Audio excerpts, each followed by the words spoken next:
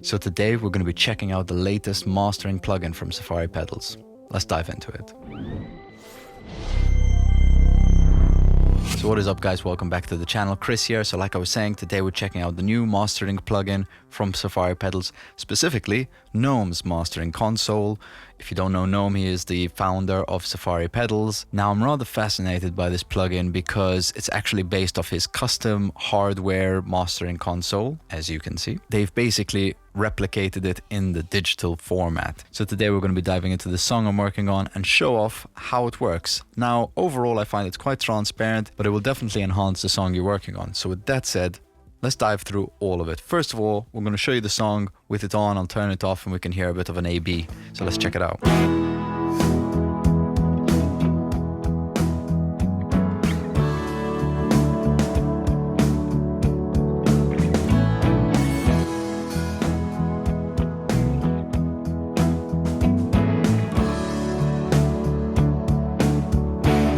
So that's a quick A/B. You can hear it sounding a little bit wider, a little bit brighter. Overall, just a little bit more finessed. Now, plugins like these, mastering console kind of things that you'll end up sticking on your mix bus, usually you don't want to be super heavy-handed with. It's kind of like the final stage of tweaks, I would say. So let's just run through all the controls, left to right, top to bottom, however you want to look at it. So starting us off in, I guess, the input section, you've actually got an auto gain. So if you want to adjust the input and output at the same time, that's an option available. I like to do it independently, so I'm going to basically just crank it so it's more or less in a position where I like. We've also got two filters, one at 20 Hertz, one at 20 kilohertz, and you can change how steep you want those filters to be. So not doing much, but just enough to tidy up the ends, basically. So let's set the input gain, activate these filters, see how it sounds.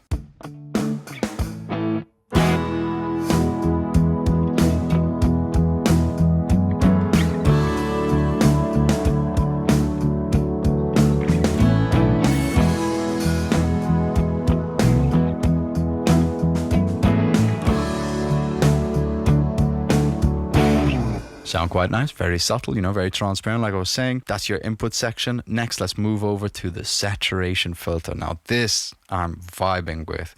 So basically, you've got saturation control, you've got your mix between how much saturation as well as just an overall volume. And then here you can use these filters to basically sculpt which area is the saturation affecting. And then you can use the mix control to tuck it back. So you're adding the saturation, but only to a specific frequency. So what I'm going to do is I'm going to leave it on 100% mix. So we're only hearing the saturation that it's adding. I'll crank it up from nothing and then we'll filter it off. We'll dial it back and we'll tailor it so it's a bit more appropriate.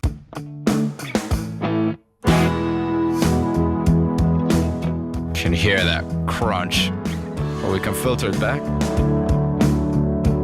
Top end isn't as harsh. I quite like that. Pull back on the low end as well.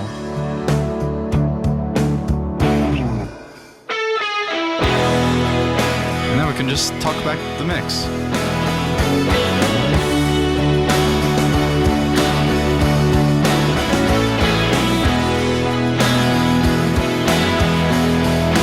Pull back on that saturation slightly.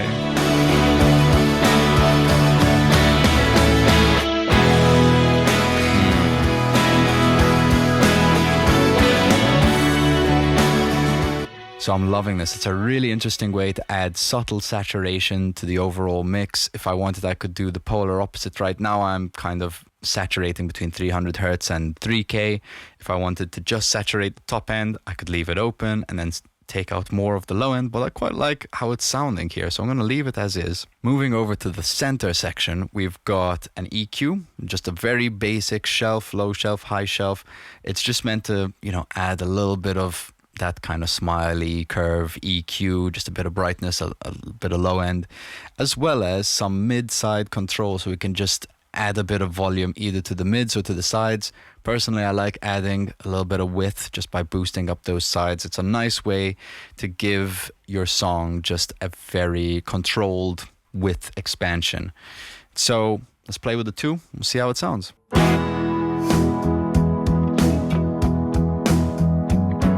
See, not too overkill on the brightness. It sounds really nice. You can can do the same with the low end.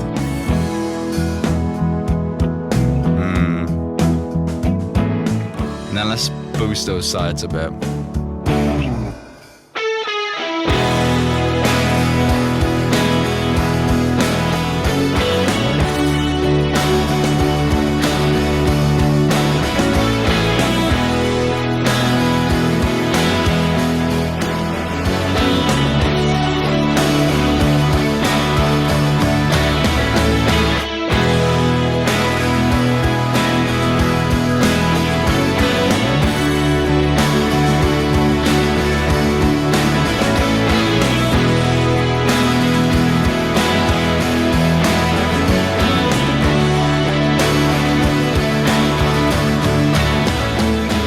So again, quite transparent, you know, you're not doing loads of heavy lifting. It's just giving you a little bit of that push, that extra polish that just really kind of solidifies the song and get it to a nice final position, basically. Moving over, we've got the De-Esser.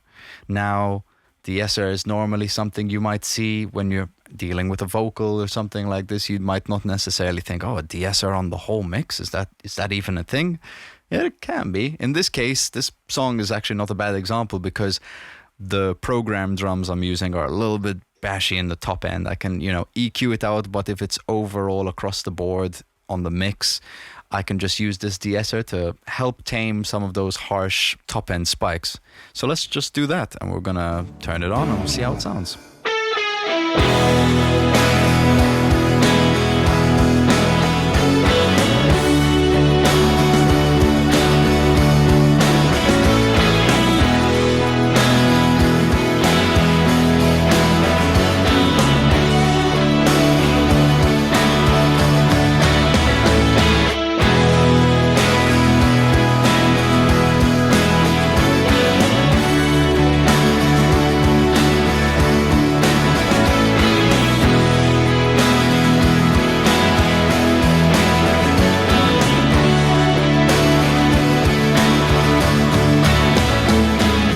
So you could really hear that, especially in the default position at 12K, it really starts to kind of pull back on the top end. And you can look at this as a high frequency compressor, you know, just dealing with that top end. I really liked the fact that when I pushed it to 19K, it's only really reacting to the snare. And as you start to pull back on the frequency, it starts to compress more of everything else happening, the hi-hats, the crashes. I blended, you know, around 14.4K, really nice. Again, working quite subtly between 1 to 2 dB of gain reduction. I'm not going to go over the top with this, but it's just a nice little bit of cleanup overall, really liking it. And lastly, we've got our clipper and just general output volume. So the clipper is just there. If you want to push the mix, you're not going to be passing 0 dBs. It's going to be clipping basically to allow you to get a bit of loudness, a little bit of saturation, but just to make sure that you're not passing that 0 dB mark. So it's good to have that on there. Now, the last couple of points I can make is the fact that there's oversampling and blend. When it comes to oversampling, I find, especially when you're doing stuff on the mix bus across the whole board of the song, I do like to have this turned on because it's dealing with everything. So I want to make sure that the plugin is working as clean as possible. Having oversampling on avoids any aliasing, so just keeps everything a bit tidier, requires a bit more power from your computer, but I'll take it. And then obviously we've got the blend, so we can even use this as a mix between, you know, having it as raw as it was before the plugin and having a bit of that taste that we're getting from the plugin. So if you want to dial back on the flavor of this, you can do so. Let's check it out.